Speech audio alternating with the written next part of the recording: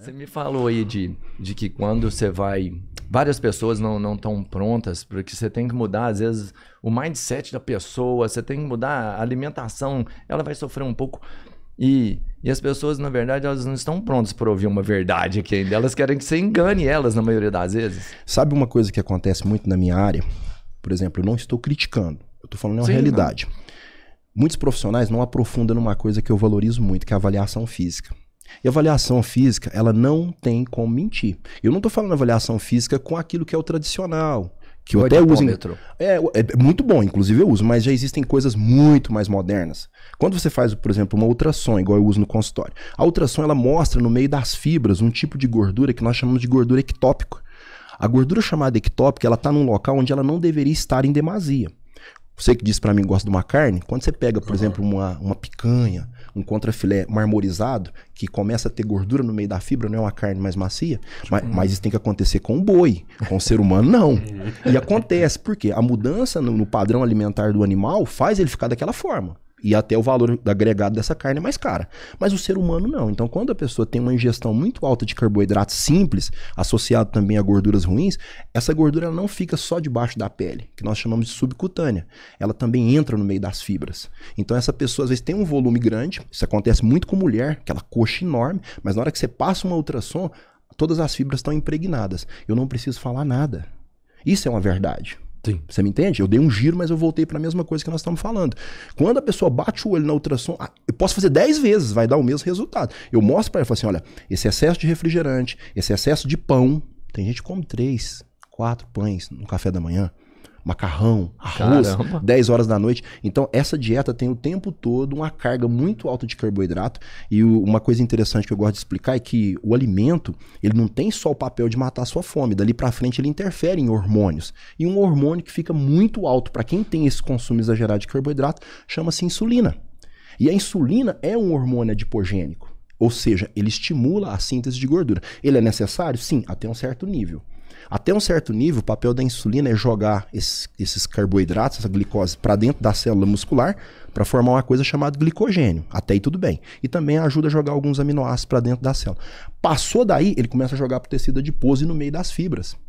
Então, quando eu mostro isso, ou quando eu faço, por exemplo, uma abordagem, existe um outro equipamento que eu uso lá chamado BodyD, que ele faz uma análise 3D. Uma coisa é você ver na frente do espelho o seu corpo, outra coisa é você ver em 3D. Então isso assusta. Ele é um escaneamento 3D, então dá para ver pelo seu smartphone a sua imagem em 3D girando. Não tem nada a ver com aquela balança de bioimpedância. Também usa a bioimpedância. A bioimpedância ela serve principalmente para fazer o que a gente chama de desmembrar. Eu consigo desmembrar o seu peso. Por exemplo, tem gente que chega para mim, nossa, Elimar, não tive resultado. Eu falo, calma. Às vezes a pessoa está com o mesmo peso ou teve uma variação muito pequena e ele acha que não teve resultado. Quando você vai fazer a análise com a bioimpedância, ela separa o que é que você tem de água, massa óssea, gordura, massa muscular. Então, de repente, o peso da pessoa está estável. Depois de 3 meses, por exemplo, de tratamento, 4 meses. Mas o que houve ali? Ela conseguiu baixar... interno, uma troca de gordura por massa magra. Muito bom, é isso. Isso é desejável. Lembra que nós não são várias ferramentas, então... E a ferramenta é uma forma de você falar a verdade. E agora... O BodyD estava falando, ele dá um scanner da pessoa? Ele faz, é como se você, por exemplo, vou escanear esse copo, né? Uma coisa, você vai ver esse copo em 3D. Então você começa a ver áreas que você não consegue ver com tanta precisão se você vê só no espelho, por exemplo. Então isso é uma verdade. Quer um outro exemplo? A própria fita métrica, que é um equipamento antigo, eu não abro mão de usar. Só para você ter uma noção, a circunferência de uma mulher, ela tem que estar na casa de 80. Tá? A de um homem, 88. Isso é o normal, o ideal. A circunferência seria ali no quadril? Do abdômen. É a maior circunferência da região do abdômen. Então você pega, algumas pessoas infelizmente acumulam gordura nos flancos e você pega em cima do umbigo. Então 80 e o homem 88, isso é o limite. Você pega o número 14 e soma nos dois. Então, se somar 80 com 14 dá 94. Então, esse seria o limite para a mulher. Acima de 94, essa mulher já está obesa. De 80 a 94, ela está com sobrepeso. Depois nós vamos falar um pouco sobre o que é esse sobrepeso. E o homem é a mesma coisa. De 88? De 88 a 102, ele está com sobrepeso. De 102 para frente, ele está obeso. E qual é essa obesidade? A obesidade na forma de maçã, que é a mais perigosa. Porque uma coisa é a pessoa acumular gordura no quadril, como é o caso da mulher, que é o formato pera.